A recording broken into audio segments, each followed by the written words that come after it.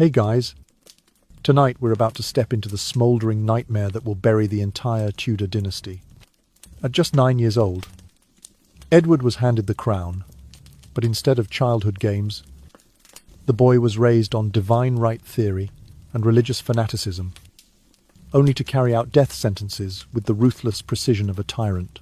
Picture this, a candlelit palace where the anguished screams of the condemned echo through the halls. A scene so chilling that even the formidable Henry VIII would shudder. You won't survive this story if you just skim through it. So, before you get comfortable, take a moment to like the video and subscribe, but only if you genuinely enjoy what I do here. Comment below where you're watching from and what time it is in your local time zone. Now, dim the lights. Maybe turn on a fan for that soft background hum. And let's ease into tonight's journey together.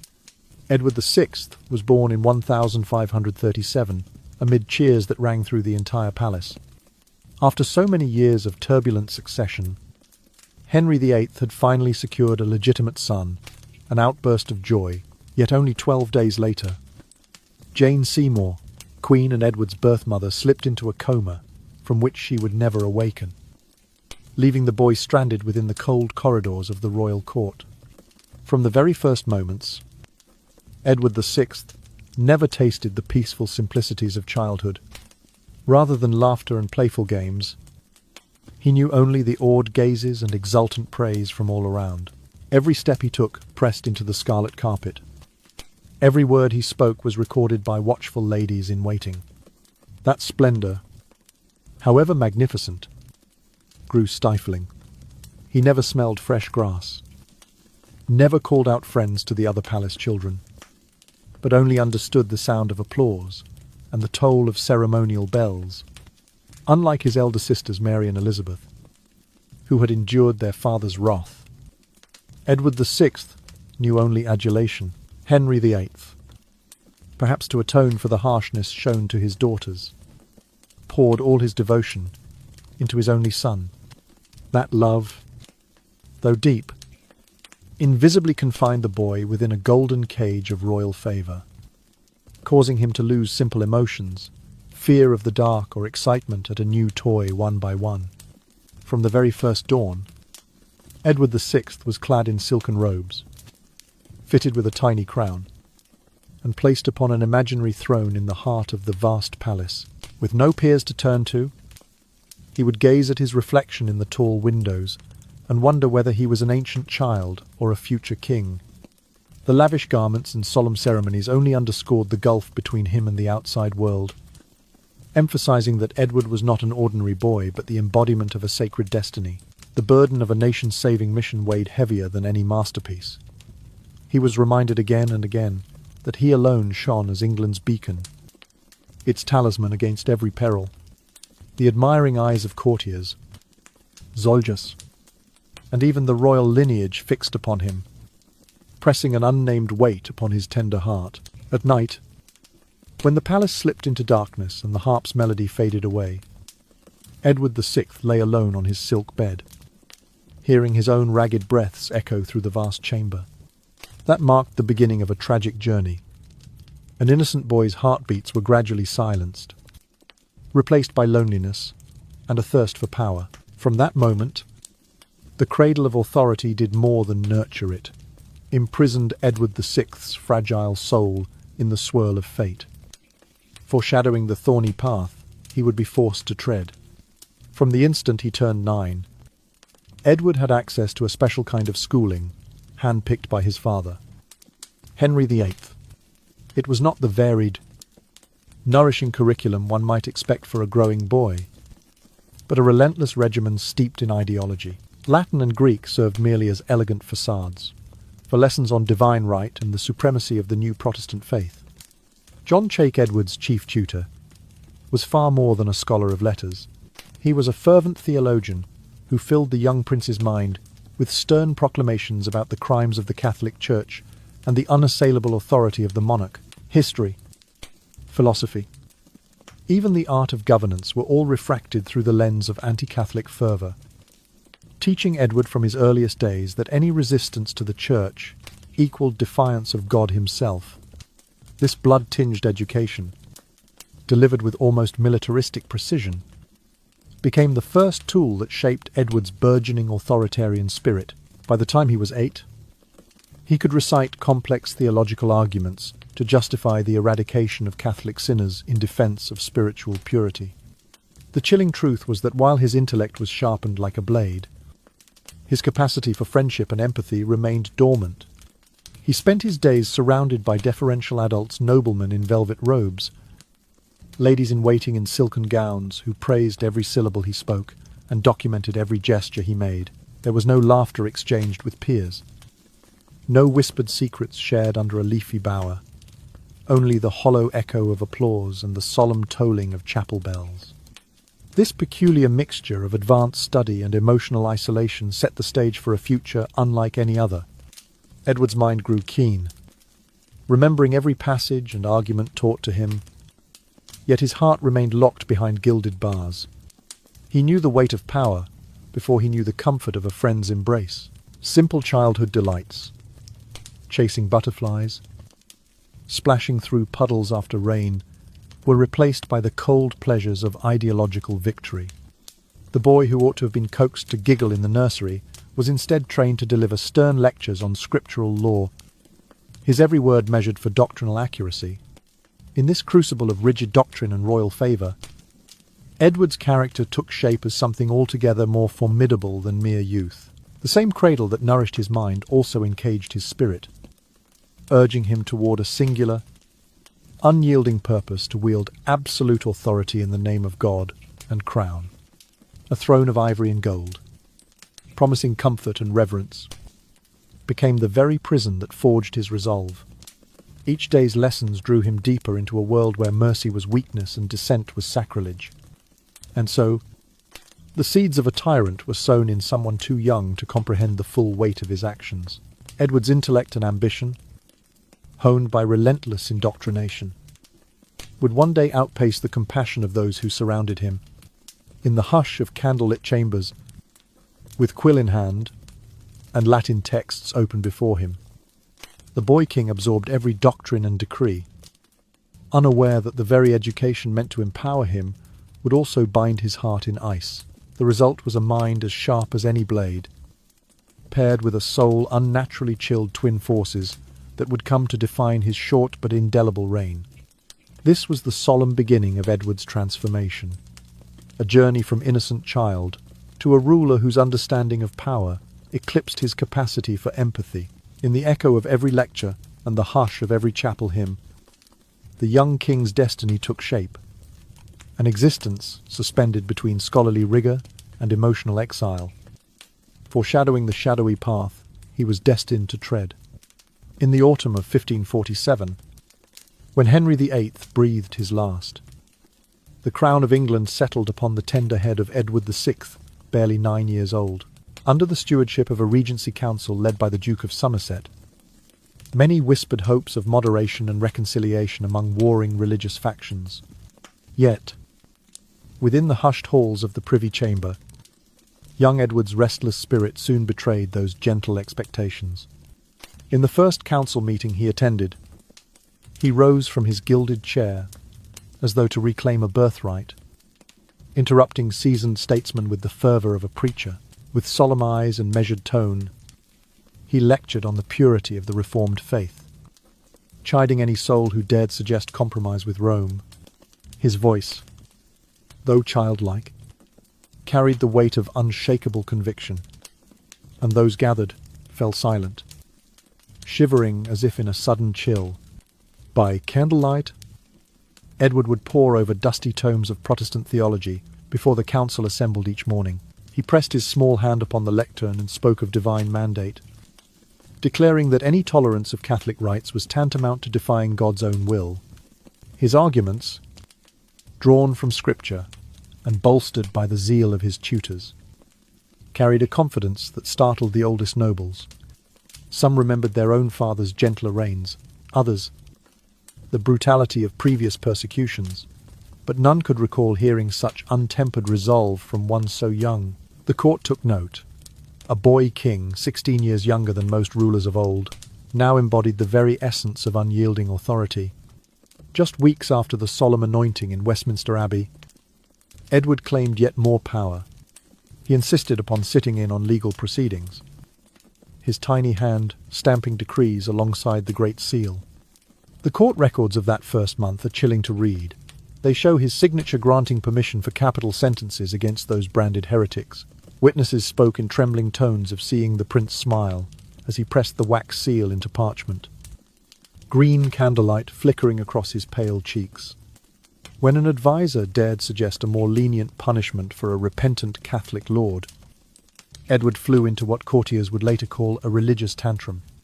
Clenching his fists, he hurled his inkpot across the table, watching in grim satisfaction as dark ink splattered upon robes and panelling. "Mercy is betrayal," he cried, his voice echoing against the stone walls. That moment marked a turning point. The gleeful scholar of sylvan tales and dreaming boy vanished, replaced by a sovereign who knew no restraint. Within days, the boy king's personal register grew thick, with names of those condemned for practicing forbidden rites.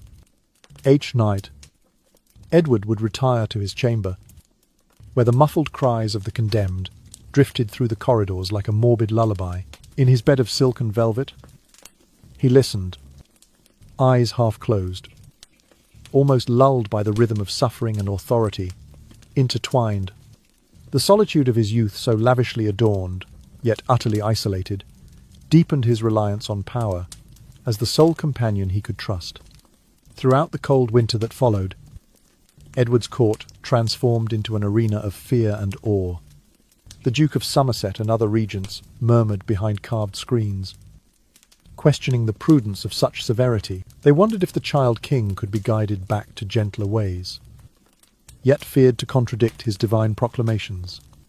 For Edward himself, each harsh decree seemed but a small sacrifice toward his grand vision of a wholly purified realm.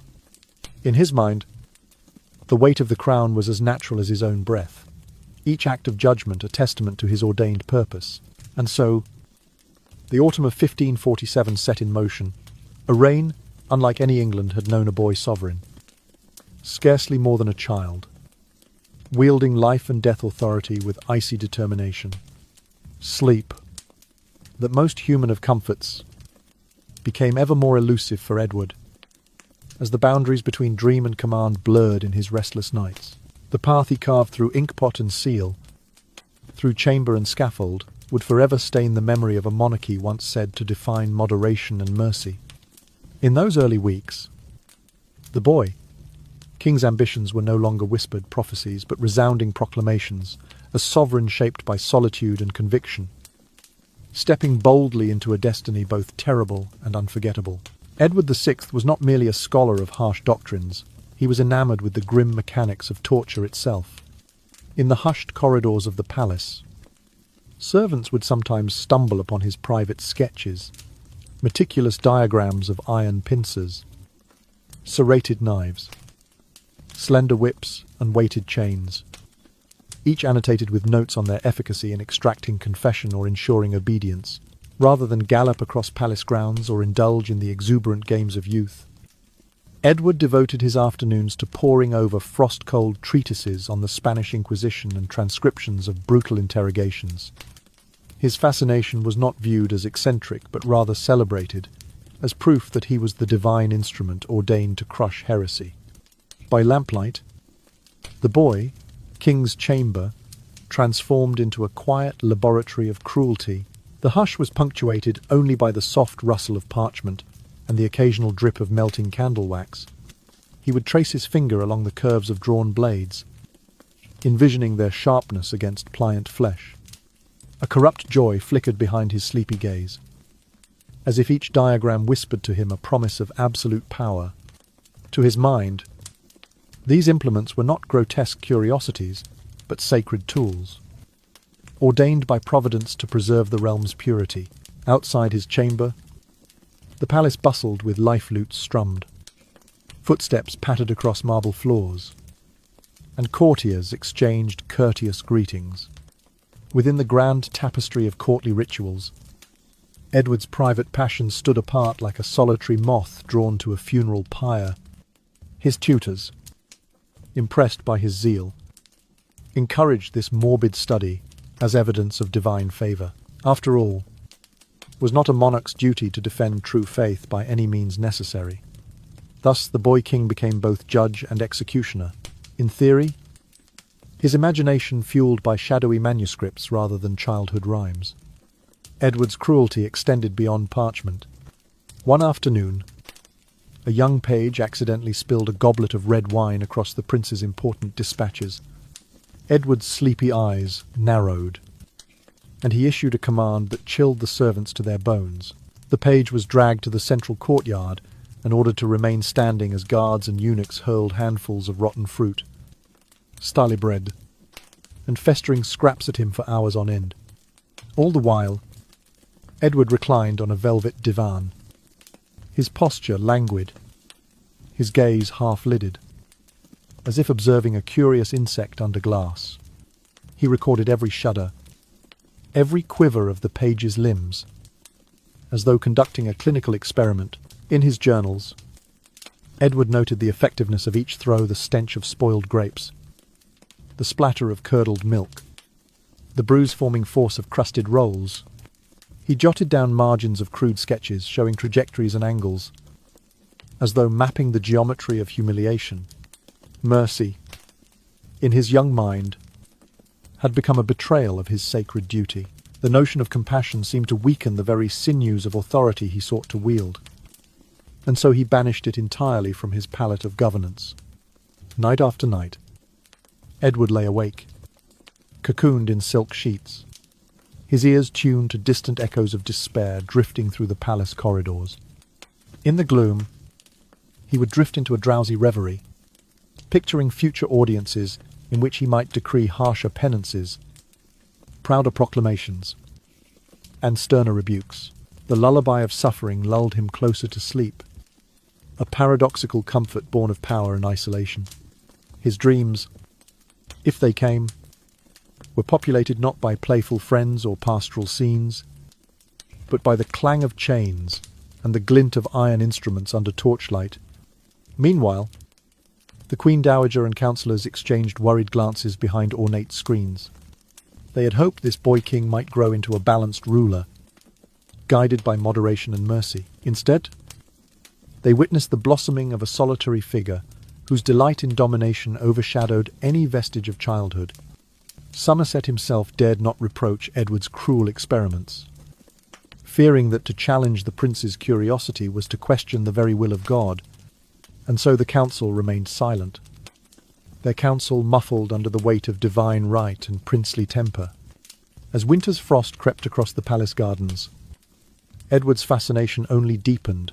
He acquired new volumes on medieval torture chambers, translated from obscure Latin manuscripts. He ordered craftsmen to forge miniature replicas of rack components and iron cages, arranging them in a private gallery that he viewed with sombre pride. His attendants whispered that the display was like a children's toy collection, except each item symbolized pain and power rather than whimsy. By early spring, the visitors to the court learned to tread carefully around the prince's quarters. A faint scent of oil and iron lingered in the air, and the floors bore stray flecks of ink and wax. Edward's gaze, when it met theirs, was both languid and piercing, as if he were searching for a spark of defiance to snuff out. The palace, once a place of celebration and gentle music, had become a theatre of dread, with the boy king as its sole actor and audience. Thus unfolded Edward's descent into a darkness, rarely seen in so young a sovereign. His nights were haunted by the restless dance of flame against steel, and his days consumed by the study of instruments of torment. Each scratch of quill upon paper, each suppressed yelp in the courtyard, bound him tighter to a destiny of tyranny. The boy who should have known simple joys instead embraced the sombre artistry of cruelty, forging a legacy that would chill England's memory for generations to come. At just 10 years old, Edward VI took quill to parchment and crafted sermons that echoed across England, calling for the total eradication of Catholic influence and vowing to defend the true faith at any cost. His words, delivered with a solemn gravity beyond his years, urged every parish to root out heresy, as though it were a creeping rot. In hushed villages and bustling towns alike, banners bearing his decrees hung in churchyards, and the air trembled with the promise of divine retribution. It was as if the boy king himself whispered in every ear, compromise was a betrayal of God, and only unwavering obedience could preserve souls from eternal damnation.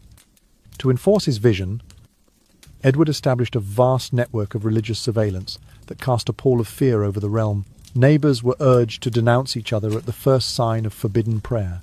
Children received small rewards for reporting their own parents' hidden devotions.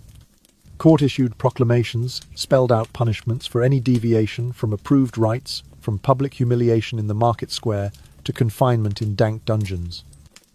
And in the gravest cases, execution by the block. No corner of daily life escaped scrutiny.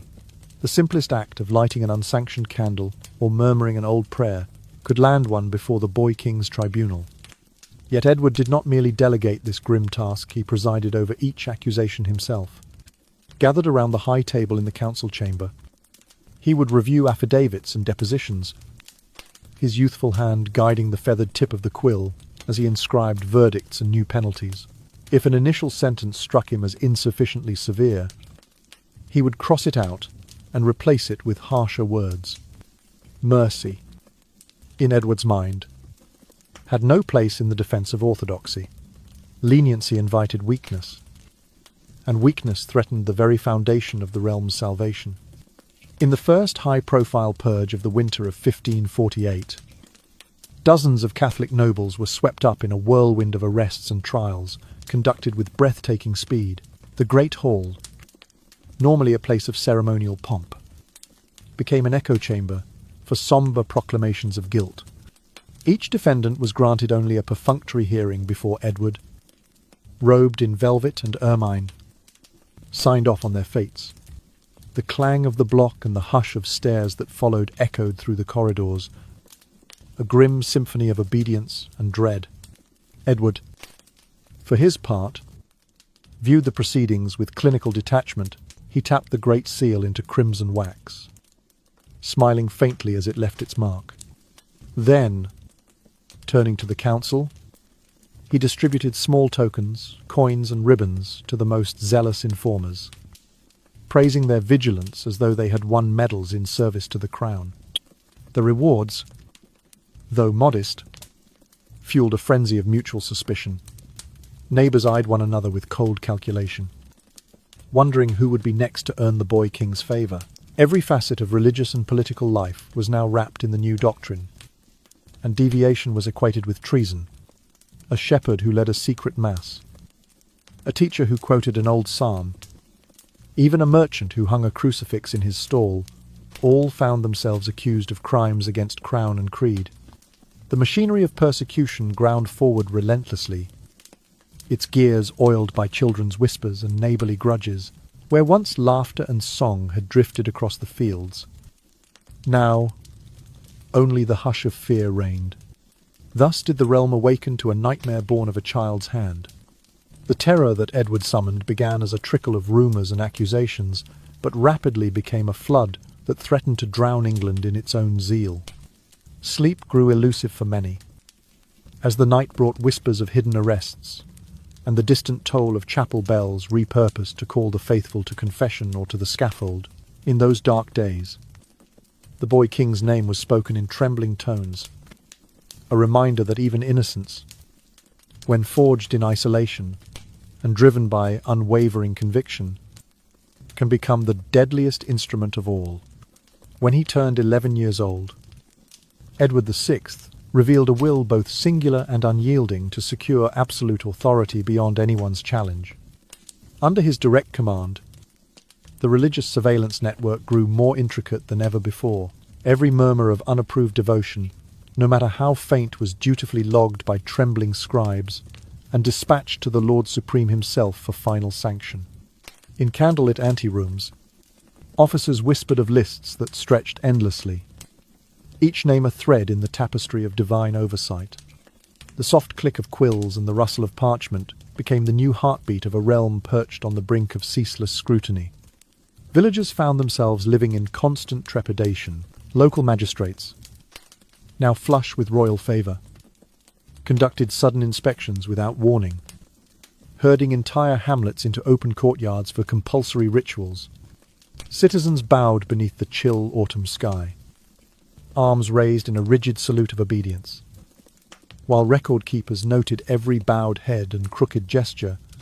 Those who faltered, whether in posture, voice, or timing, were marked for censure, their names inked in official ledgers, destined for the prince's own review. Even the wind seemed to carry the echo of clipped instructions.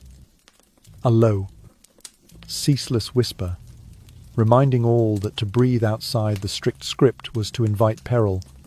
Edward himself often presided over these public trials, donning robes of velvet and ermine that made him appear as both judge and sovereign deity. He would step forward, eyes half-lidded with a dreamy detachment, to read aloud the formal charges before the gathered crowd. His small hand, poised with a silver stylus, would confirm each sentence: death for unrepentant heretics, imprisonment for the wavering soul, and public shaming for any who dared waver. No longer was he the hesitant child of recent memory. He wielded every royal prerogative as though born clutching the sceptre itself, transforming the court into a stage where despair and obedience danced in unison under his command. Court historians later recorded with wide-eyed detail how Edward rewarded the youngest informants with tokens of approval, pieces of silver and bright ribbons, to encourage further denunciations. Children, once free to scamper in fields, now patrolled hearths, ears attuned for whispered prayers or clandestine masses. A boy might peer through a crack in a cottage door and earn favour by reporting a father's hushed invocation. In turn, families trembled under the weight of suspicion, uncertain if their own offspring would become the instruments of their undoing. Thus, the innocence of youth was repurposed into a weapon of fear, forging a climate where even mothers dared not hum a familiar hymn lest they draw the scrutiny of tiny, watchful eyes. Inside the palace, insiders whispered how Edward drafted exhaustive regulations, dictating every nuance of worship. He specified the proper folds of church vestments, the precise length of genuflection at the altar, even the volume and cadence of prayers. Pages in his elegant script outlined that a whispered prayer falling short of 3 measured seconds was tantamount to blasphemy. These dogmatic minutiae were published in official manuals distributed to every parish. A single misstep, a too loud amen, or a too soft petition could be cited as evidence of rebellion. Such obsessive detail turned faith into a minefield, where the faithful navigated each rite with trembling care.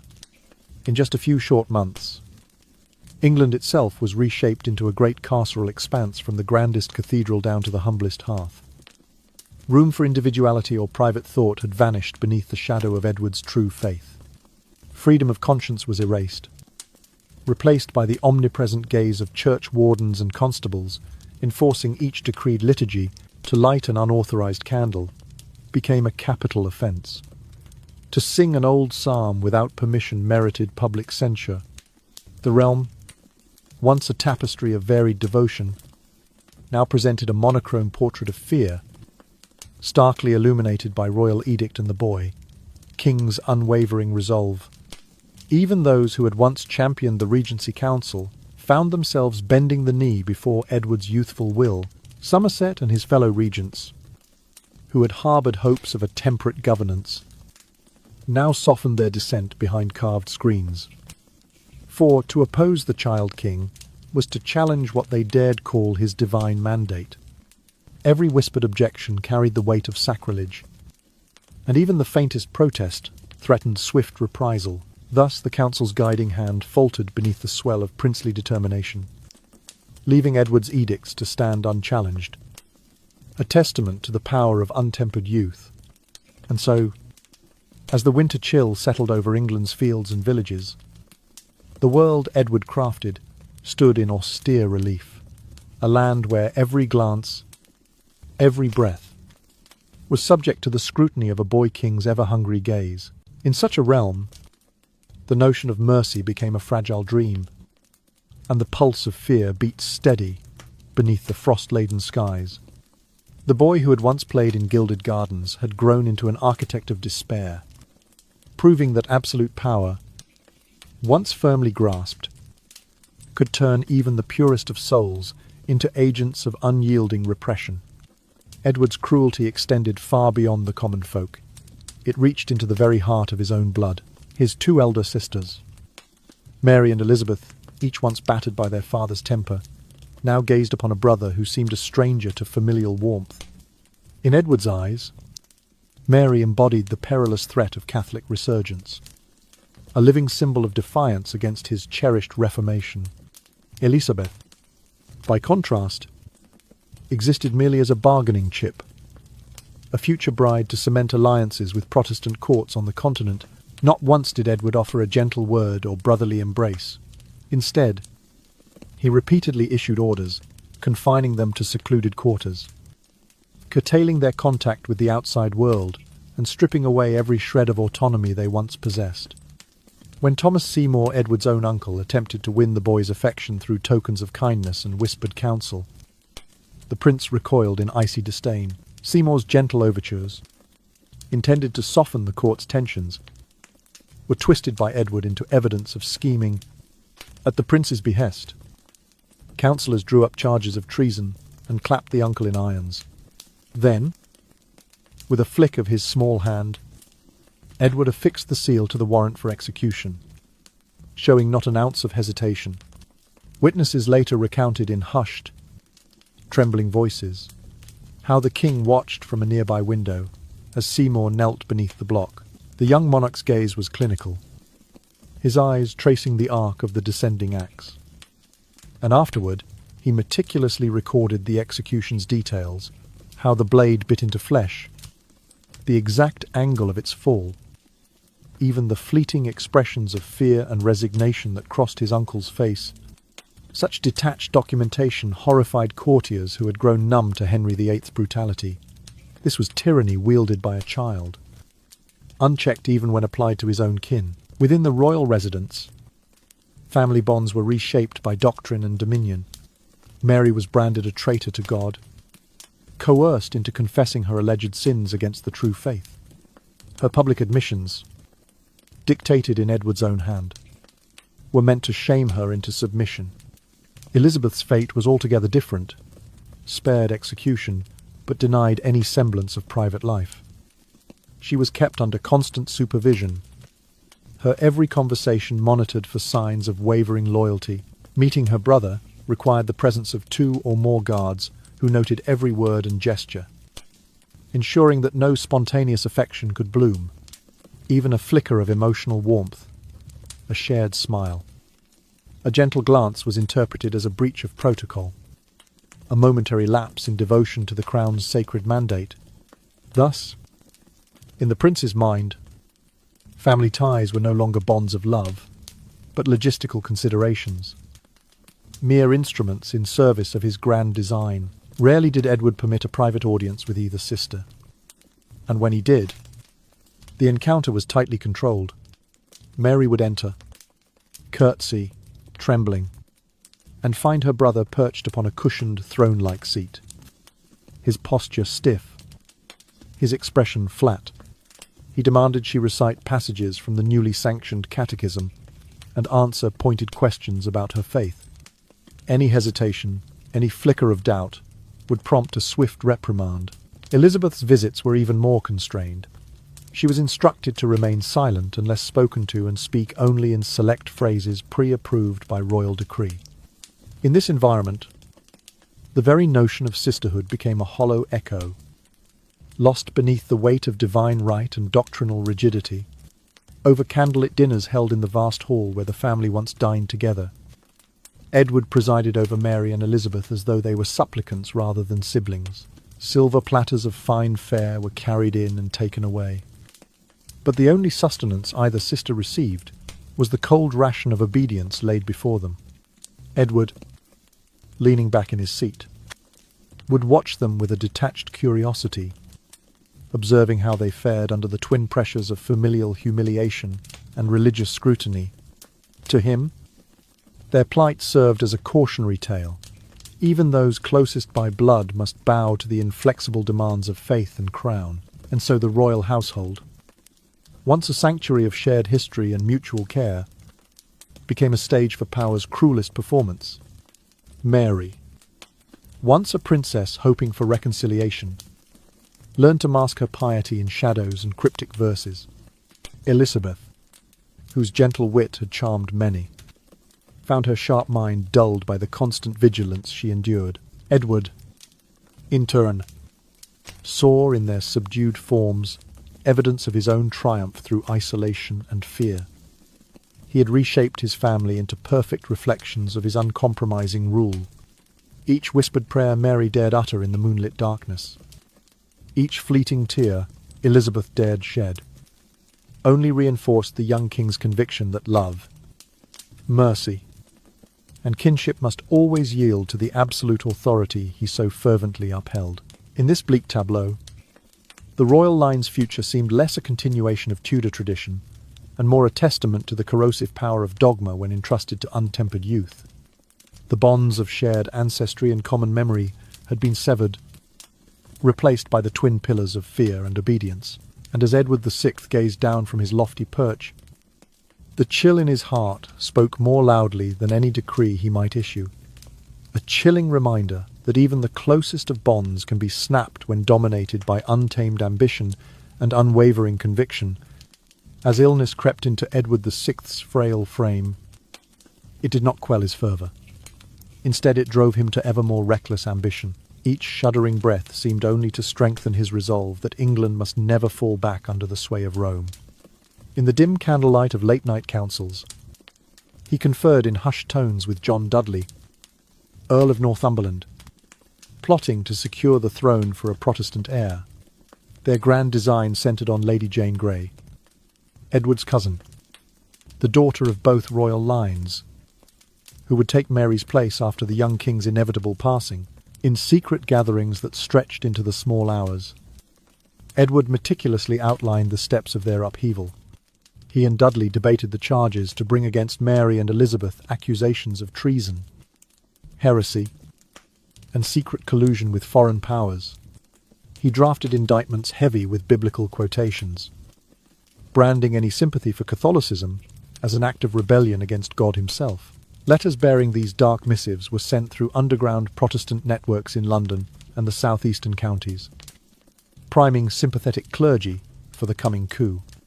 As their plans solidified, Edward hastened to assemble the lists of those to be arrested, tried, or exiled. He insisted on exacting every ounce of property owned by Catholic nobles to be redistributed among devoted Protestant lords. Each new land grant would come with a binding oath of allegiance to the young queen he envisioned, ensuring that loyalty to the Reformed Church and to the Grey successor would eclipse all other bonds. His scribbled notes included provisions for vesting ultimate authority in a council of staunch reformers, effectively cementing a government beholden only to his doctrinal vision. Even the realm's simplest folk were enlisted in his cause. Edward personally drafted leaflets urging commoners to rally for God's chosen to renounce anyone deemed a betrayer of the true faith. These handbills, printed in small batches by sympathetic presses, were distributed in market squares at dawn, fluttering in the crisp air as a clarion call to choose sides. The boy king, though weakened by fever, brimmed with excitement at the thought that his curtailed breath could still spark such a vast transformation. Night after night, he pored over these revolutionary manuals from his silken bed, fevered dreams of Protestant paradise, mingling with the cold reality of his failing strength. Each whispered strategy, each rustle of parchment, seemed to promise that his dying breath would not mark the end of his reign, but the birth of a new era. Even as his body weakened, his mind raced detailed protocols for rounding up recusants, guidelines for public sermons to stoke popular indignation, and ceremonial scripts for Jane Grey's coronation. All were recorded in his shaky hand. Thus did Edward VI, on the brink of his final moments. Transform himself from child monarch into master architect of a radical plot. His anticipation pulsed through the palace, a final act of defiance against mortality and Catholic resurgence. He would not drift quietly into oblivion. Instead, he would cast England into the purifying fire of his unwavering conviction, no matter the cost to body, mind, or soul. In the final weeks of his life, Edward VI lay stricken by a relentless fever, his frail form racked by coughing fits that drew bright spurts of blood. Yet, even as delirium claimed him, he remained consumed by his grand designs. Between fits of delirious slumber, he would summon quills and parchment, drafting new statutes and framing incendiary propaganda. One moment he might call forth devout Protestant ministers for solemn prayers at his bedside. The next, he would lash out at them for not pursuing heretics with sufficient zeal. His handwriting, once precise and neat, now trembled violently, annotating every margin with chilling threats to execute hundreds, should the next reign prove lenient. Court physicians recorded the horrors of his decline in hushed medical journals. Terrible convulsions, skin turning a sickly blue-green symptoms. They attributed to arsenic poisoning from misguided medicinal tonics. They also noted his hallucinations. Edward claimed to see divine visions, God's own voice demanding the cleansing of every unbeliever. In lucid intervals, he would shout the names Mary and Elizabeth, his voice heavy with seething hatred, then pause to scrawl detailed instructions for their public interrogation. He envisioned dramatic trials staged before the masses, meant to terrify any who might consider defying the new order. Despite the ever-weakening beat of his heart, Edward never paused in his campaign of violence. He pressed on with unyielding determination to finalize the succession plan that would elevate Lady Jane Grey to the throne. His bedside became a clandestine office where he sealed decrees and conferred with John Dudley, Earl of Northumberland, instructing him to enact the charter the moment Edward's last breath slipped away. Each whispered meeting solidified. The coup names were crossed off lists of loyalists. The funds were set aside to bribe key nobles, and secret missives were ready to be dispatched at a moment's notice. Yet perhaps the most surreal moments came in the dead of night, when palace attendants recounted hearing Edward carry on conversations with the spirit of Lady Jane Grey herself, draped in spectral robes of melancholic devotion. He would beseech her ghost to carry on the torch of Protestantism, imploring her to shield the realm from the scourge of Catholic restoration. These arcane rites, performed by candlelight in silent chambers, spoke to the young king's frenzied need for assurance that his righteous vision would outlive his mortal frame.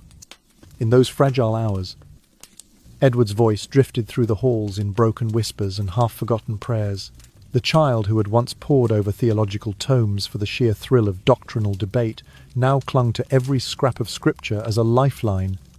His feverish mind drew strength from the conviction that his suffering served a higher purpose, to secure England's spiritual purity at any cost. Yet even as each shuddering breath threatened to be his last, he remained unwilling to succumb to pity or retreat from his crusade. Palace corridors, once bustling with the chatter of courtiers and the clatter of daily routine, fell into uneasy silence as word spread of the boy king's final designs. Servants moved like shadows, uncertain whether to breathe too loudly or whisper too freely. The very air seemed to thicken with the weight of unspoken dread. Edward's last acts would echo long after the candles in his chamber flickered out. Even those closest to him sensed that the fever that consumed his flesh mirrored the fire of his unquenchable ambition. On his final morning, Edward summoned his trusted counsellors to his bedside. With effort that drew gasps from onlookers, he signed the final documents, a charter transferring executive power to Northumberland, and a testament urging unwavering support for Jane Grey. His signature, a shaky scrawl upon the parchment, marked the culmination of a reign defined by doctrinal fervour and unrelenting severity. Then, with the council's solemn nod, the papers were secreted away, destined to ignite the Protestant coup he had laboured to orchestrate, even as death lurked at his door. Not long after, Edward's strength ebbed beyond recovery. In the hush of that great palace, his last laboured breath slipped away without fanfare. With it died the boy who had once dreamed of a purified realm, replaced by a legend of unwavering zealotry that would haunt England's memory for generations. Even in death, his final plot, born in fever and refined by fanaticism, stood as testament to the paradox of power wielded by one so young a heart once tender. Now, forever hardened by the chill of dogma and the weight of sovereignty.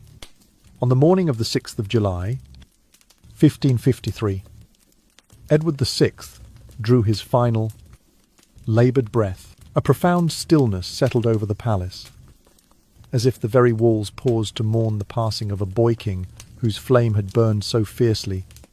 Yet scarcely had the echoes of his last heartbeat faded before the fragile order he had forged began to unravel. John Dudley, Earl of Northumberland, entrusted with overseeing the transfer of power, moved with breath-stealing speed.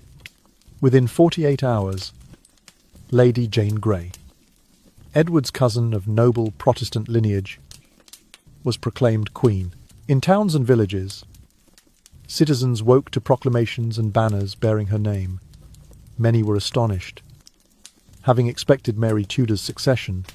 Meanwhile, Catholic lords, long subdued under Edward's merciless reign, rallied their levies and marshalled their forces in open defiance, determined to restore what they saw as the rightful heir. Yet the young regime proved as fleeting as morning mist. Before a full week passed, Jane's brief and ill-fated ascension crumbled. Her reign lasted scarcely half a day before the insurgent support for Mary of Tudor overwhelmed Northumberland's hastily arranged guard. Those who had sworn fealty to Edward and Jane found themselves hunted down with ruthless efficiency.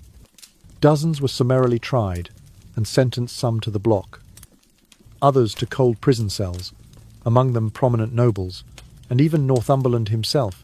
In the silent dawn following Jane's downfall, Mary Tudor, radiant with relief, claimed her crown as Mary I. She extended a conditional amnesty offering pardon to those who would renounce their support for the preceding coup, yet she did not spare the architects of Edward's cruelties. High-profile figures were executed or exiled, their fates a stern warning against the horrors of unchecked zeal. Edward VI's memory, though his reign was heartbreakingly brief, left scars indelible upon England's soul. In the aftermath of his fanatic rule, many who had once embraced the new Protestant order found themselves drawn back to the old Catholic traditions, seeking refuge from the whirlwind of doctrinal violence he had unleashed. The intricate web of informers and tribunals he had woven was painstakingly dismantled edge by edge, law by stringency, structure by structure, until the land sighed with newfound quiet. Yet the records of his executions, the chilling manifestos he penned, and the bones of his victims remained a sombre testament to the perversity of absolute power. His death did more than end a tragic life. It opened a new chapter in England's ongoing struggle between faith and authority. Posterity would learn that placing ultimate power in the hands of even the most fervent believer can warp the purest of intentions into a machinery of cruelty. Thus, generations would remember Edward VI as a cautionary echo when conviction becomes tyranny. The soul itself may turn to stone.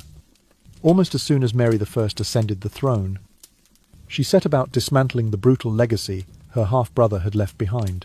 In a flurry of proclamations, her newly convened council moved to repeal all of Edward's harsh heretic suppression acts, the very statutes he had crafted to root out Catholics. Yet Mary's mercy was not as simple as it seemed. Alongside the repeals, she restored the old Inquisition courts, summoning those who had signed death warrants under Edward to answer for their deeds. Night after night, prisoners were dragged before open-air tribunals in London's squares, and, in the grey light of dawn, Dotsens Noblemen, judges, even clergy were condemned as traitors to both crown and creed.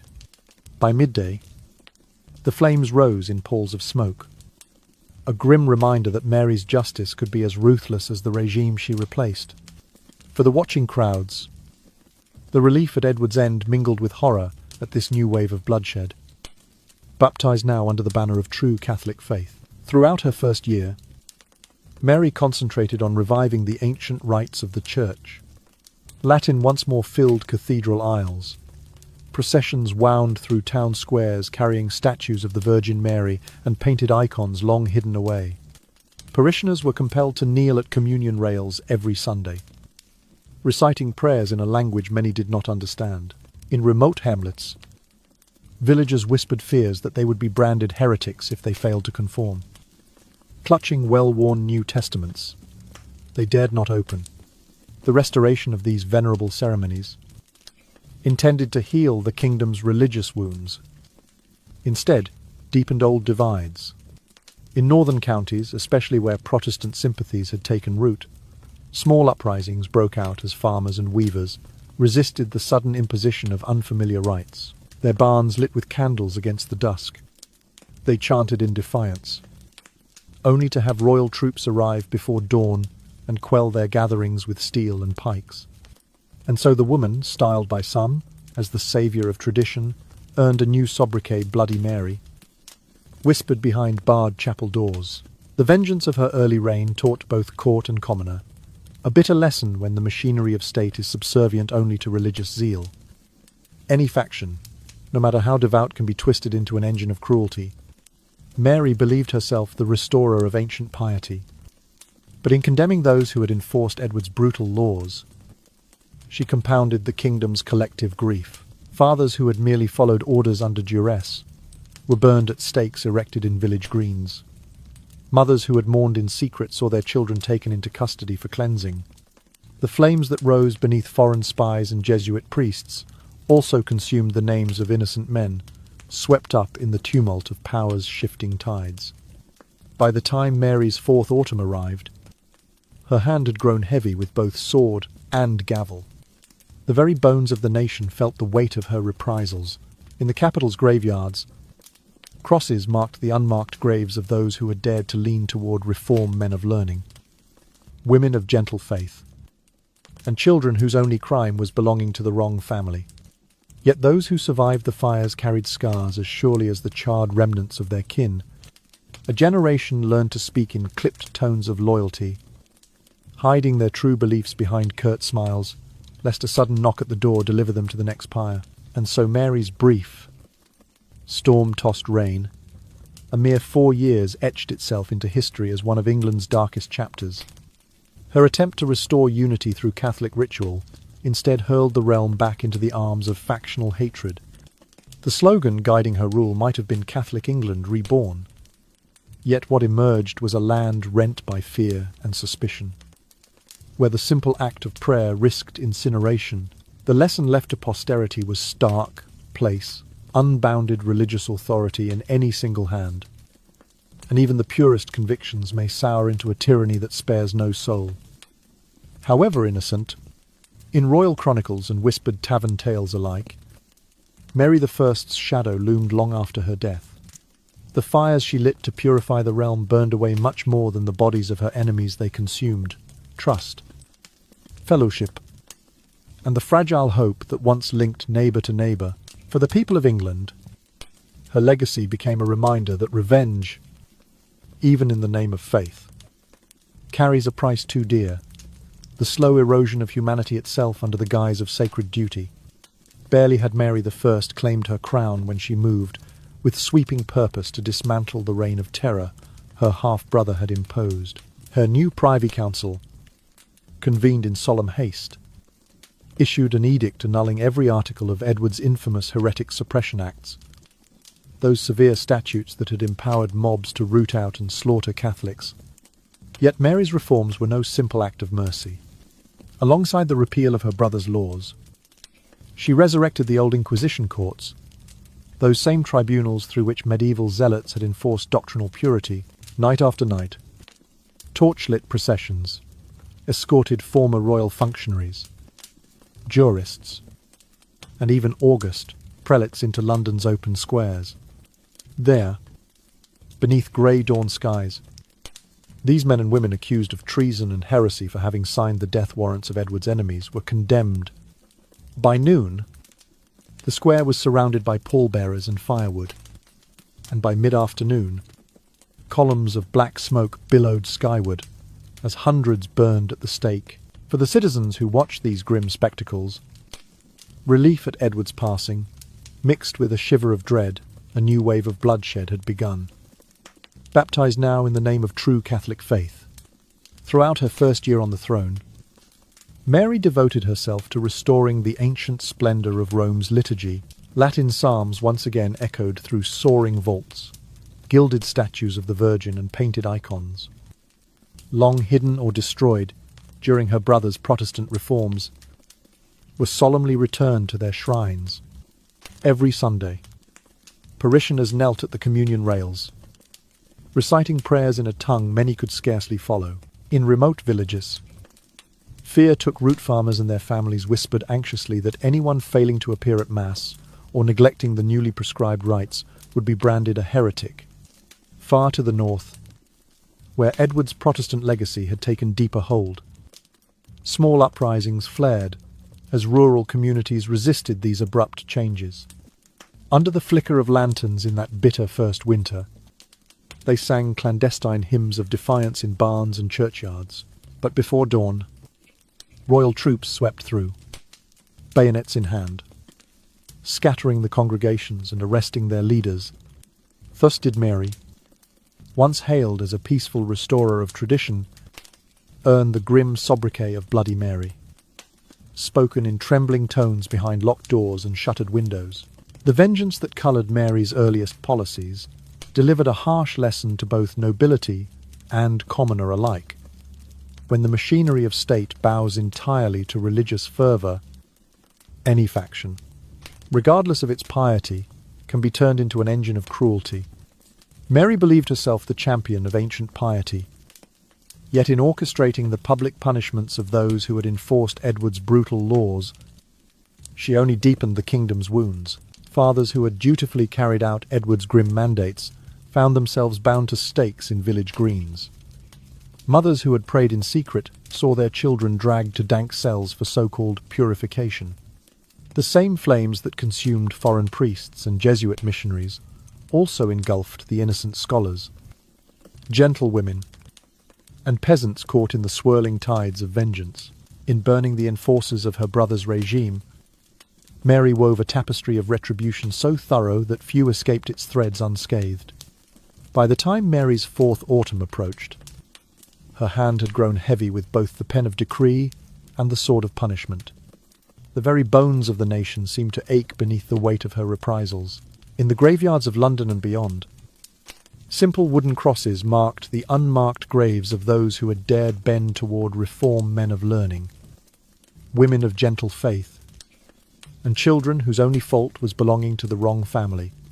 Survivors bore in their eyes the quiet sorrow of those who had lost kin and neighbours to these fires of revival. A generation learned to whisper in clipped tones of loyalty, hiding its true beliefs behind curt nods and downcast eyes, for fear that a soft word of dissent might invite the next Inquisition.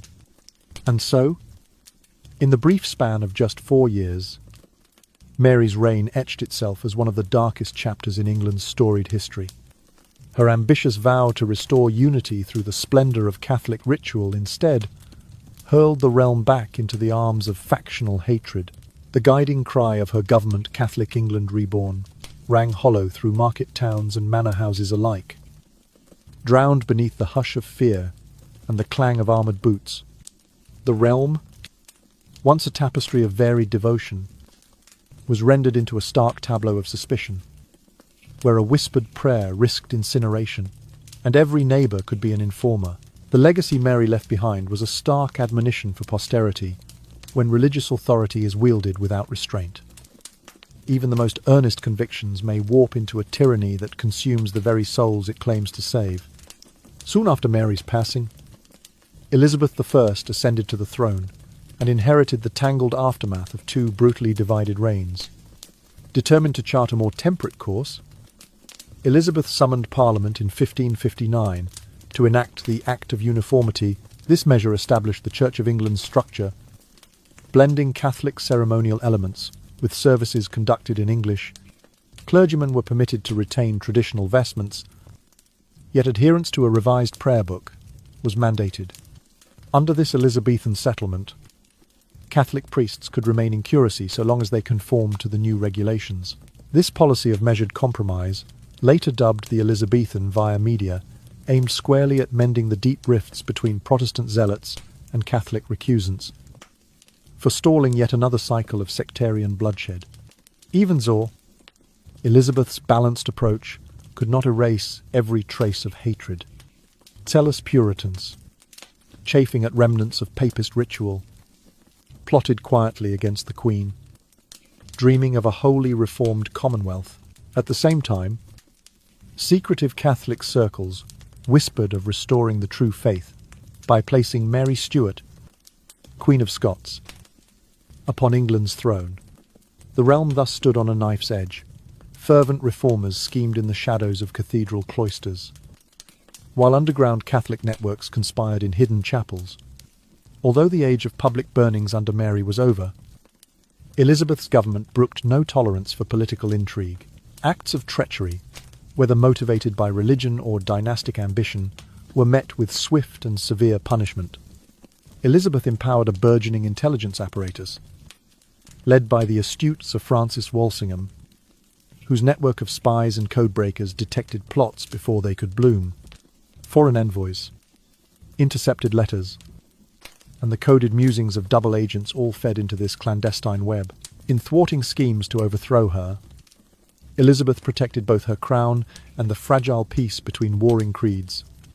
Under her watchful eye, the realm settled into a cautious calm.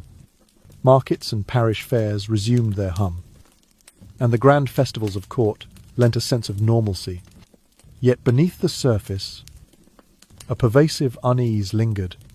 Citizens, mindful of the recent past, spoke of their beliefs in clipped tones and practiced discretion in attending Mass or communion. Families passed down secret prayers and hidden prayer books, fearful that a stray word might invite the ever-present gaze of royal informers. Spiritual life continued, but under a shadow heavier than the iron Baroque gates of London's Newgate prison, Elizabeth's firmness did yield a golden age in other respects. Her reign saw the flowering of English drama and exploration, the establishment of enduring trade routes, and the solidification of a strong central government. The Queen's deft handling of parliamentary factions and foreign alliances allowed her to steer the realm through war threats and financial hardship. Yet even in this prosperous climate, the spectre of religion politics never fully receded. Sermons in midweek pulpits sometimes brimmed with veiled warnings. Itinerant preachers on village greens hinted at conspirators under the cover of night. The memory of past persecutions ensured that the populace remained vigilant, never entirely at ease in professing faith openly. The religious and political upheavals of mid-16th century England cast a long, stubborn shadow over subsequent generations. Though Elizabeth's settlement provided a framework for worship and governance, it also codified divisions that would take centuries to soften. Dissenting voices, whether Puritan or recusant, lived under the constant threat of fines, imprisonment, or exile. Only gradually did notions of religious tolerance and individual conscience emerge, nurtured by slow social change and the dawning idea of inalienable rights. It would take the bloodshed of later revolutions and the philosophic arguments of thinkers in distant lands to dismantle the last vestiges of state-enforced orthodoxy. Thus, Elizabeth's era, her own golden age, remained tinged by the relentless anxiety born of her predecessor's violent experiments. The Queen's compromise forestalled immediate bloodletting, but it also entrenched a caution that wound through families and parishes.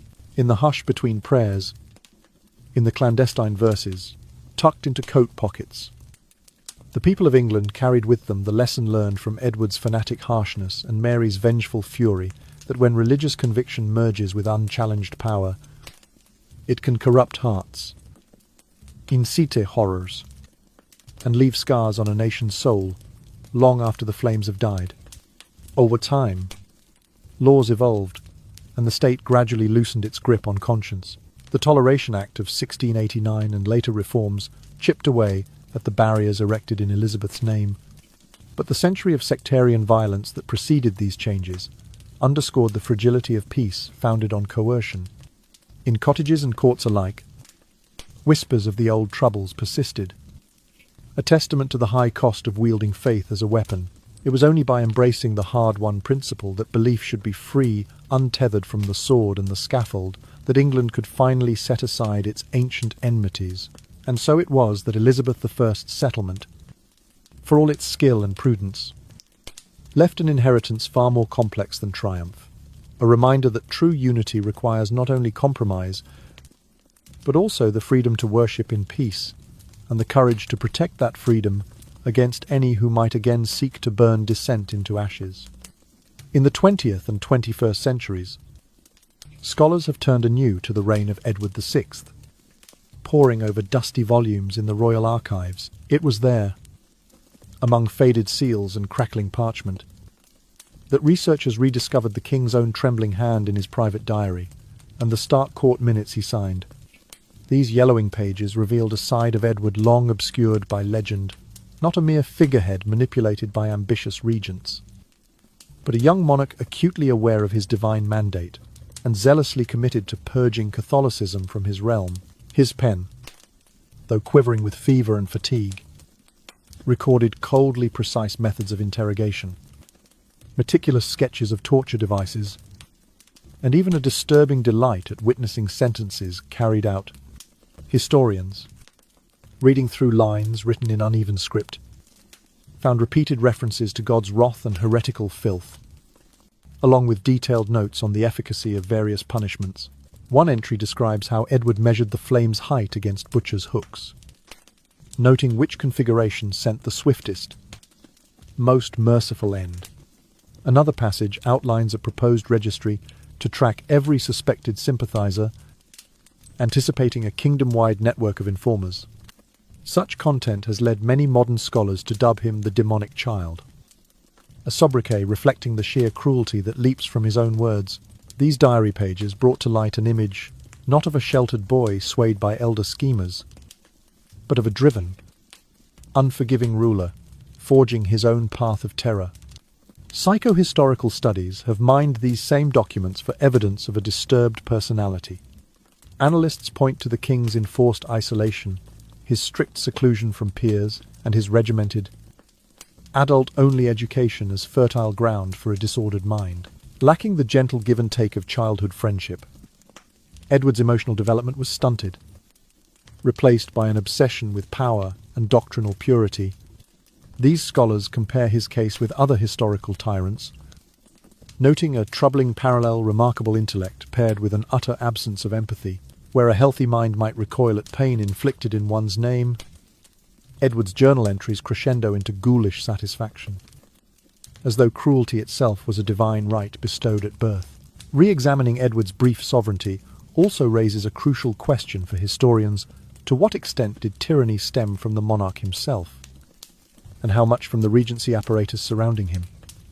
It is indisputable that the council, led first by the Duke of Somerset and later by Northumberland, provided the infrastructure for repression. Yet these long-overlooked personal records show Edward eagerly endorsing, even embellishing, each draconian measure. He did not simply sign decrees at the behest of advisers. He actively shaped them, personally reviewing tribunal reports and adjusting sentences to his precise satisfaction. This active role dismantles any lingering notion of Edward as a passive child king. Instead, it portrays a boy monarch wielding his limited years with calculated ruthlessness. Indeed, the rediscovery of these texts has prompted a subtle shift in historical interpretation. Rather than viewing Edward's reign as a mere interlude of regency politics, many now see it as a window into the young king's own cruel ambitions. Where earlier histories emphasized the regent's missteps, new studies highlight Edward's insistent hand, the pressure he applied to maintain fervour among his tutors, the daily ritual by which he reviewed execution lists, and the way he documented each victim's final screams for future reference. His actions, at once methodical and merciless, reflect an intrinsic drive to mould England into a Protestant stronghold untainted by compromise. Even decades after his death, the shadow of Edward's personal zeal lingers in the archived pages. Students of history, reading his trembling drafts and sealed mandates, confront a chilling portrait of power, harnessed by one too young to temper it with mercy. These revelations do not absolve the Regency Council of responsibility. It was their authority that carried out his orders. But they do insist that Edward VI himself was the architect of much of the terror that unfolded. His legacy, once attributed primarily to the ambitions of Somerset or Northumberland, is now seen as inseparable from the boy, King's own fevered convictions. Thus, the ongoing re-evaluation of Edward VI's short reign stands as a testament to the complexity of historical truth. In the candlelit hush of royal archives, the king's quivering script reminds us that cruelty often springs from the very heart of authority, not merely its supporting cast. While counsels and advisers undoubtedly played roles, it was Edward himself, pen in hand, hope in heart, and flames at ready, who dared to pursue the eradication of Catholicism with singular, devastating purpose. Through his own confessions and commands, he emerges not as a pawn, but as a willful participant in history's darkest page, offering future generations a stark lesson that even a child sovereign can wield divine ambition with lethal force. Edward VI's brief but brutal reign stands as a stark reminder of what can happen when education becomes nothing more than rote doctrine and unchallenged authority is placed in the hands of an unseasoned child. When every decree is justified by divine right, and dissenting voices are silenced, the machinery of governance grinds mercilessly onward, heedless of human cost. In Edward's case, a curriculum steeped purely in theological polemic and monarchical absolutism, coupled with the absence of normal childhood bonds, warped his emerging self into something unrecognizable. The innocent curiosity of youth, channeled only through lectures on God's mandate and the supremacy of his own crown, gave way to a fanaticism that thrived on coercion and fear. More broadly, this tale urges us to reconsider the foundations upon which we build young minds. The greatest peril lies not solely in the concentration of political or religious authority, but in the failure to balance that authority with genuine human connection. When curricula prioritize abstract dogma over empathy, when classrooms lack encouragement for peer interaction, and when emotional nurturing is sacrificed at the altar of intellectual rigor, we risk forging individuals who understand power, but remain strangers to compassion. Edward's story is extreme, a rare historical outlier. Yet it highlights a universal principle. Education, divorced from humanity, yields what one might call a theoretical cuboid. Cold, unfeeling, and dangerously precise in its cruelty. Consider, for a moment, an alternative upbringing. A boy of 9 exposed not only to scripture, but also to the laughter of friends, to the comfort of a mother's solace, to the simple joy of play. Such balanced nurture might have tempered any obsession with absolute rule. Instead, Edward's world consisted of solemn lectures in Latin and Greek, daily reminders of his divinely ordained supremacy, and an entire adult court, treating him as both icon and weapon. The human element's trust, the affection, shared delight in small wonders were systematically stripped away. The result was a ruler who could issue death sentences with the same ease as reciting a prayer, who equated mercy with betrayal, and who measured his success in terms of suffering inflicted rather than well-being achieved. Equally crucial is the lesson about checks on power. No matter how venerable or exalted the office, whether a medieval monarch, a modern president, or the head of any institution, unchecked authority invites abuse.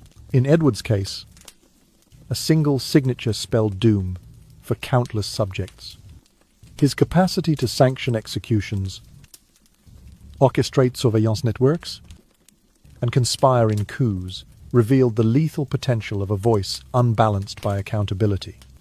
A system of mutual oversight, regardless of era, serves as the bulwark against such misuse.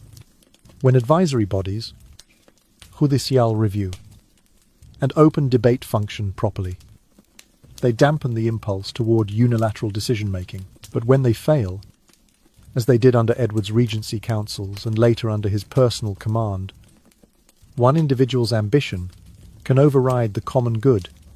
Thus, the saga of Edward VI prompts a dual imperative for any society: first, to craft an education that harmonizes intellectual discipline with emotional and social development, and second, to erect robust mechanisms that prevent the concentration of unchecked power. Neither goal is simple. The former demands curricula that value compassion as much as competence, that encourage students to question as well as memorize. The latter requires political and legal structures designed to limit any one person's capacity to command life and death at will.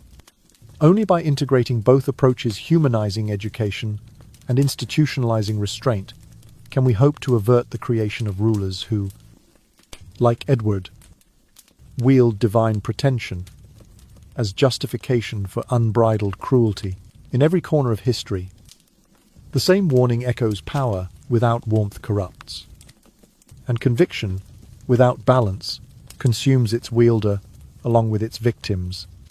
Though Edward VI occupied the throne for scarcely 6 fleeting years, the lessons his rule imparts endure with chilling clarity.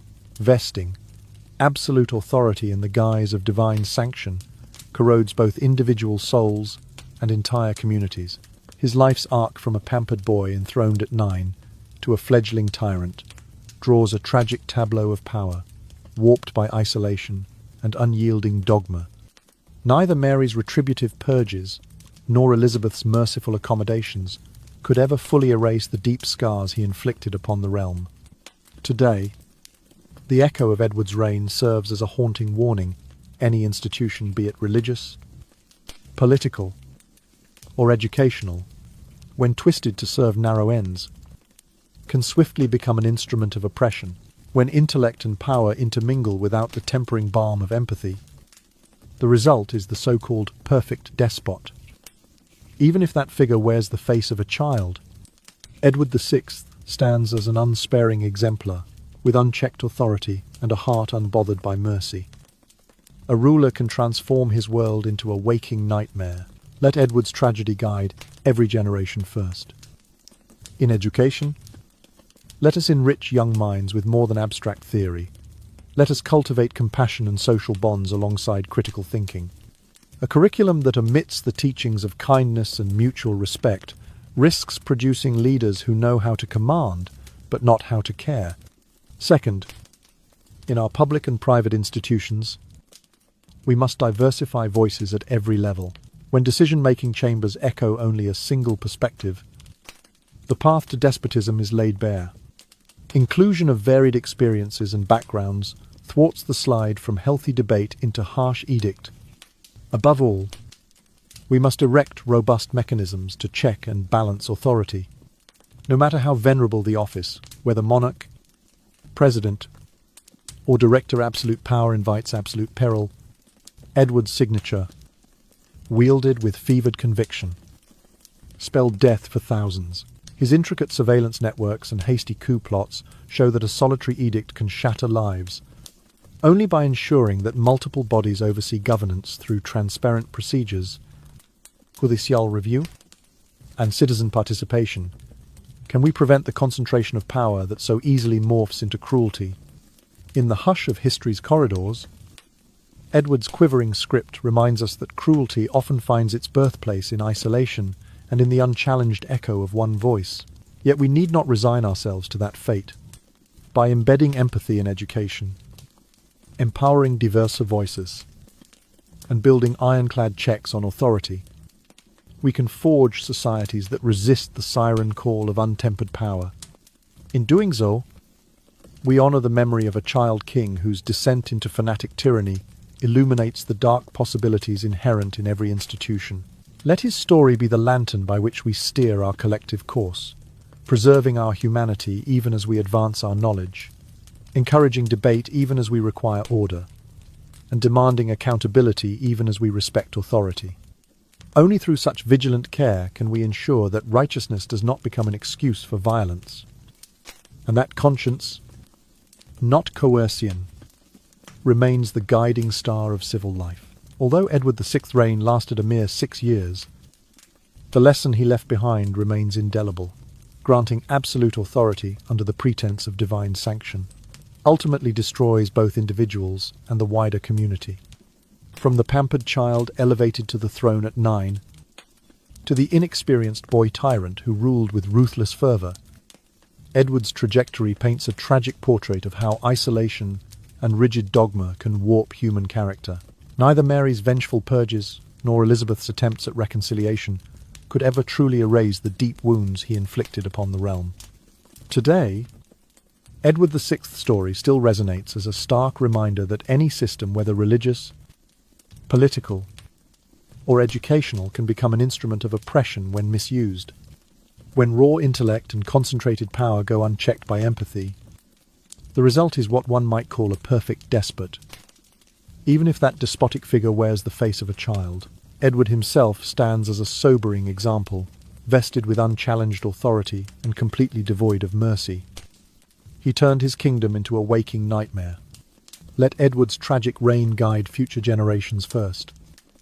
In education, we must enrich young minds with more than rote doctrine, cultivating kindness, emotional intelligence, and social bonds alongside critical thinking.